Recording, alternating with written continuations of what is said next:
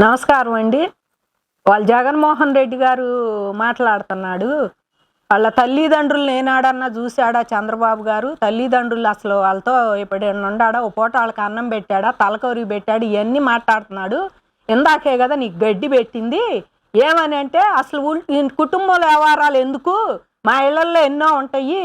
Fake అకౌంట్లు పెట్టించాడు, fake వీడియోలు పెట్టించి ఫేక్ అకౌంట్లు పెట్టి మా చెల్లెల్ని తల్లిని తిడుతున్నాడని చెప్పావు. నేను అసలు ఏ రోజు వాళ్ళ మీద మాట్లాడలేదు, వాళ్ళే అందరిని తిడుతున్నారు. ఇప్పుడు నువ్వు వాళ్ళ తల్లిదండ్రుల మాట నీకు ఎందుకు వచ్చిందయ్యా? ఏ జగన్మోహన్ రెడ్డి ఇప్పుడు నువ్వు ఇన్ని మాట్లాడితే కడుపు మండిన కార్యకర్తలు నీ మీద దూసుకుపోతాయి. నీ ముందు వెనక మొత్తం తీసుకొస్తారు. వాళ్ళు నేనే ఒక మహిళనే ఇలా మాట్లాడుతున్నా అంటే మరి ఇప్పుడు వాళ్ళు ఈ సోషల్ మీడియా వాళ్ళు వదులుతారా? కాబట్టి ఒకటే మాట చెబుతున్నా, తల్లిదండ్రుల మాట అన్నావు కాబట్టి నిన్న మొన్న మీడియాలో ఇవే చూపించారు. వాళ్ళయ్యే అమ్మగారు వాళ్ళ నాన్న వాళ్ళ అమ్మది వాళ్ళు వ్యవసాయం చేసేవి, భువనేశ్వర్ గారి పెళ్లి ఫోటోలు, భువనేశ్వర్ గారు వాళ్ళతో కలిసి ఫోటోలు దిగిని ఇవన్నీ కూడా చూపించారు. నేను నల్లా కూడా చంద్రబాబు గారి వాళ్ళ అమ్మకి తలకొరికి పెట్టలేదు, వాళ్ళ నాన్నకి అన్నం పెట్టలేదు వాళ్ళకి అన్నావు. వాళ్ళ పిల్లలు టౌనుల్లో ఉంటున్నారు. ఇప్పుడు ఆయన వచ్చిన తర్వాత ఆయన ఎక్కువ హైదరాబాద్లోనే ఉండి ఉంటారు. ఆయన ఒక ఛానల్ నుంచి రాజకీయాలు, ఆయన 40 ఏళ్ళ రాజకీయ ప్రస్థానం. ఆయన హైదరాబాద్లో ఉన్నప్పుడు వాళ్ళ అమ్మ నాన్న వస్తే ఒక పూట ఉంటారు, ఉంటారు ఆయన దగ్గర. పల్లెటూళ్ళలో ఉండి వాళ్ళు మా పిల్లలు ఉండారు, ఎక్కడో ఉంటున్నారు, రాండి ఇక్కడ ఉందామంటే వెళ్తారా? ఎవరన్నా వెళ్తున్నారా? పల్లెటూళ్ళు వదిలిపెట్టి అట్ట వెళ్తాం. ఇక్కడ మాకు వ్యవసాయం ఇవన్నీ అలవాటు అయిపోయినాయి, ఇక్కడ అందరూ అలవాటు అయిపోయారు, మేము రామంటాం. పిల్లలే వచ్చి 4 రోజులు ఉండిపోతారు, అంతేగాని పిల్లలు అది ఉద్యోగాలు ఉండాలి. అసలు ఇప్పుడు సెలవులు పెట్టి రావటానికి కూడా వాళ్ళకి మేము రామంటున్నారు. అలాంటిది నీ దగ్గరకు వచ్చి ఒక రాజకీయ నాయక, ఆయనకి ఎంతో బిజీ, 14 ఏళ్ళు ముఖ్యమంత్రిగా చేసిన ఆయన ఏ రకంగా పనులు మానుకొని వస్తాడు? మంత్రి పదవులు ఇవన్నీ చేసి ఆయన పనులు మానుకొని వాళ్ళ అమ్మ నాన్న దగ్గర ఉంటారు. వచ్చి వాళ్ళు వచ్చిన ఓ పూట ఉంటారు, వ్యవసాయం చేసి మేము ఉండమని వెళ్ళిపోతారు. అలాగే నువ్వు మాట్లాడుతున్నావు కదా, ఇవాళ విజయమ్మ నీ దగ్గర ఎందుకు ఉండలేదు? మరి మీ అమ్మ నాన్న నీ దగ్గర ఉన్నారా? మీ అమ్మ నాన్న నీ దగ్గర ఉన్నారా? నీ తలకోరి పెట్టలేదు అంటున్నావు. కనీసం రాజశేఖర రెడ్డి గారి తలకోరి పెట్టే భాగ్యం కూడా లేదు నీకు. అవన్నీ ఆయన ఆ రకంగా చచ్చిపోయాడు.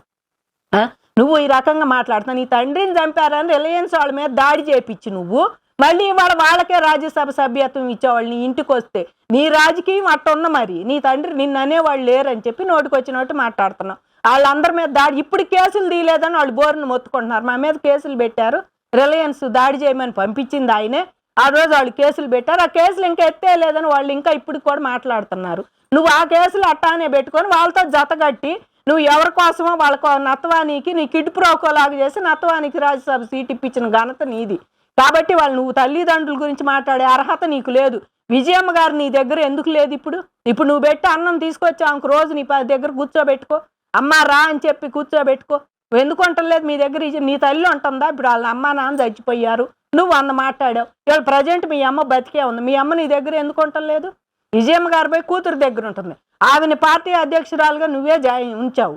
ఎందుకు? జనం చూసి ఓట్లు వేయటానికి చేసిన గిమ్మిక్ ఇదంతా. ఆయన రాజశేఖర రెడ్డి గారి భార్య ఉంది పార్టీ అధ్యక్షురాలుగా, పార్టీ రాజశేఖర రెడ్డి గారు అని అనుకోవటానికి నువ్వు మంత్రులు వీళ్ళందరినీ మాటలు వినటానికి ఆవిడని అట్లా కూర్చోబెట్టావు ప్రజెంట్ ఆమెను చూస్తానికి. తర్వాత నువ్వు ఆమె చేత రిజైన్ చేపించావు, అది కూడా పక్కకు గెంటేసావు. వాళ్ళ ఆస్తి కావాలని అమ్మ మీద కోర్టుకి ఎక్కినాడు నువ్వు. వాళ్ళ అమ్మ నాన్న సంగతి చంద్రబాబు గారి సంగతి చూతా. చంద్రబాబు గారి వయసు అంతా 74. ఆయన వయసులో వాళ్ళ తల్లిదండ్రులు అంటే ఎప్పుడో పోయారు వాళ్ళు, అసలు ఎప్పుడో చనిపోయారు. నీ వయసు ఎంత? నీకు ఇంకా తల్లి ఉంది, నువ్వు వాళ్ళకు అన్నం పెడుతున్నావు, తీసుకొచ్చి తల్లికి అన్నం పెడుతున్నావు. చెల్లెల దగ్గర వదిలేసి చెల్లెల్ని తల్లిని నోటికి వచ్చినట్టు సోషల్ మీడియాలో మాట్లాడుతుంటే ఒక్కరోజు ప్రెస్ మీట్ పెట్టలేదు, ఎవరో అమ్మా నాన్న చూడలేదని వాళ్ళు ప్రెస్ మీట్ పెట్టి చెబుతా నువ్వు ఎంత దుర్మార్గుడువో, నువ్వు మోసానికి ఎంత ప్రత్యేకవో అందరికీ తెలుసు. నువ్వు దుర్మార్గుడివి. నీ తల్లిని కేసు పెట్టావు, ఇవాళ కూడా ఆమెను కేసు పెట్టించావు. రాజశేఖర రెడ్డి గారు అంటే ఒక ఘనం ఉండేది, కట్టె కాంగ్రెస్ పార్టీలో ఆయన అంటే పేరు ఉండేది.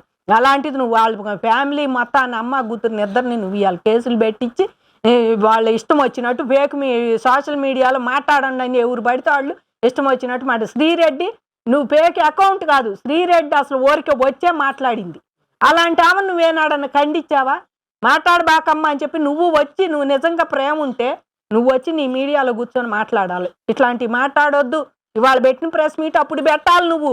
కాబట్టి తల్లిదండ్రి గురించి అనే అర్హత ఈయనకి లేదండి. రాజశేఖర రెడ్డి గారు కాలం నాడు సిబిఐ కేసు వస్తే రాజశేఖర రెడ్డి గారి పేరు లేతే నాది కాదు మా నాన్నదే ఈ తప్పు అంతా అని మీ నాన్న చేర్పించావు ఆ కేసులో. నువ్వు తండ్రి గురించి తల్లి గురించి మాట్లాడతావా?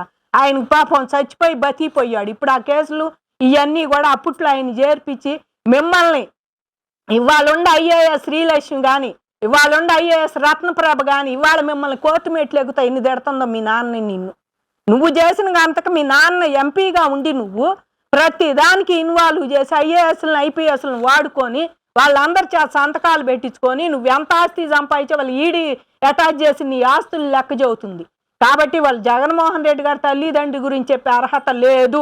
ఇవాళ వాళ్ళ అమ్మ బతికే ఉంది, నీ దగ్గర ఉందా? ముందు అది మీ అమ్మని నీ దగ్గర పెట్టుకొని అప్పుడు నువ్వు చెప్పాలి న్యాయం. అంతేగాని ఇంట గెలవలేవు. చెల్లెళ్ళకి న్యాయం చేయలే, తల్లికి న్యాయం చేయలే.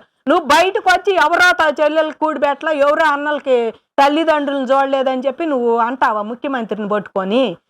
భువనేశ్వర్ గారు రామారావు గారి కూతురు నిజం మాట్లాడాలంటే ఆ పెద్ద ఇంటి నుంచి వచ్చిన కోళ్ళు అనాలి. వాళ్ళ ఇంటికి 2 ఎకరాల పొలం ఉంది. వాళ్ళు ఎప్పుడు వ్యవసాయమే చేసుకునేవాళ్ళు. వాళ్ళు ఎప్పుడు చదువుతాడు, ఆయనే చదువుతాడు. 2 ఎకరాల పొలం ఉంది. మరి ఆయన అంచెలుగా ఎదిగాడు. భువనేశ్వర్ గారి కట్నం తీసుకొచ్చుకొని వాళ్ళ నాన్నగారి దగ్గర తెచ్చుకొని ఎలా అన్నా కానీ వాళ్ళు పైకి వెళ్ళారు, అంచెలుగా ఎదిగి. ఇంకా అట్టాగే ఉండాలంటే ఉంటారా?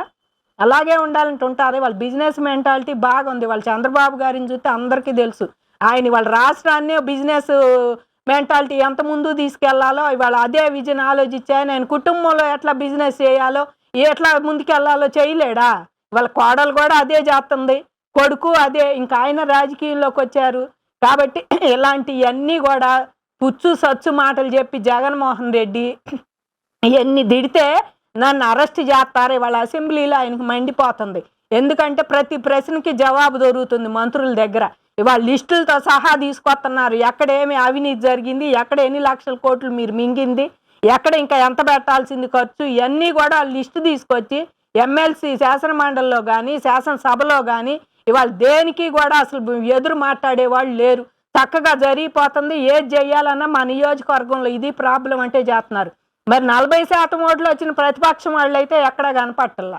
మరి వాళ్ళు కూడా లేచి మా నియోజకవర్గంలో ఇన్ని ఉండయి ఇలా చెయ్యండి అని అడిగితే వాళ్ళకి కూడా చేస్తారు కదా పనులు. అది ఓట్లు వేయలేదని ప్రజలకేం చేయకుండా ఉండరులేండి. అన్ని నియోజకవర్గాల్లో అందరూ చేస్తారు. చంద్రబాబు గారు అలాంటి సమర్థుడే. ఇవాళ ఉద్యోగాలు తీసుకొస్తున్నారని ఈయన ఇప్పుడు 32 లక్షలు అని చెబుతున్నాడు. ఇంకో మాట చెప్పాడు నేను ప్రెస్ మీట్లో, ఎక్కడ ఏది పెడుతున్నా వాళ్ళంట కమిషనర్లు అడుగుతున్నారంట. వాళ్ళ హవా ఎక్కువైపోయింది ఎమ్మెల్యేలది. వాళ్ళ దగ్గర వాళ్ళు అది ఉంటేనే అది యాక్టివేట్ చేయండి కంపెనీని, లేతే లేదని చూస్తున్నారంట. దానికి ఉదాహరణ కేయో కంపెనీలో గోరంట్ల మాధవ్ గారిది.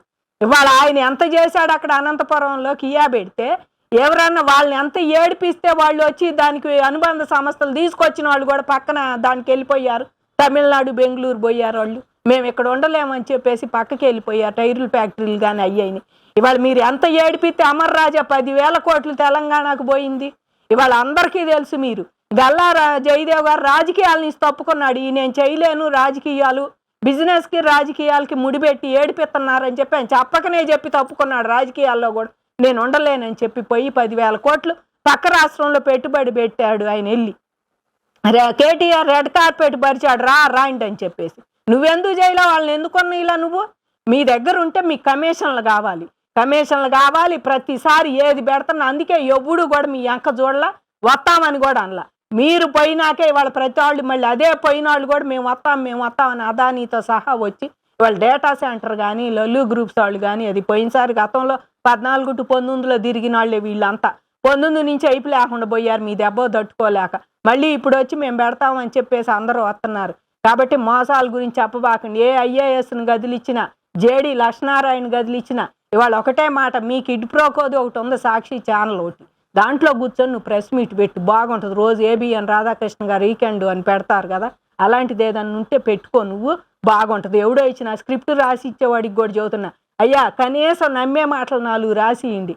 ఆయన మీరు ఏది ఇస్తే అదే చదువుతాడు. అందులో కుక్క అంటే కుక్కే చదువుతాడు, పంది అంటే పందే చదువుతాడు. కాబట్టి ఆ రాసి ఇచ్చేవాళ్ళు కూడా కత్తి మైండ్ బెటర్. ఏదో ఒకటిలే జగన్మోహన్ రెడ్డి నెట్టు జనం ఫాల్స్ కింద కట్టారని చెప్పి నువ్వు కూడా ఇంకా 4 పెడితే వాళ్ళే చెప్తారు, చూసి నవ్వుకుంటారని అదే రాసిస్తున్నట్టుండవు. కానీ కత్తి ఆలోచించి రాయండి. ఆ 32 లక్షల ఉద్యోగాలు ఎక్కడిచ్చారో క్లియర్గా అది కూడా ఒక శ్వేతపత్రం మీద ఇన్ని కంపెనీల్లో ఇన్ని ఇచ్చాము, ఇన్ని కంపెనీలు పెట్టాము, ఆంధ్రాలో ఇన్ని ఇచ్చామని అవి కూడా రాస్తే బాగుంటుందని మేము మనవి చేసుకుంటున్నాం.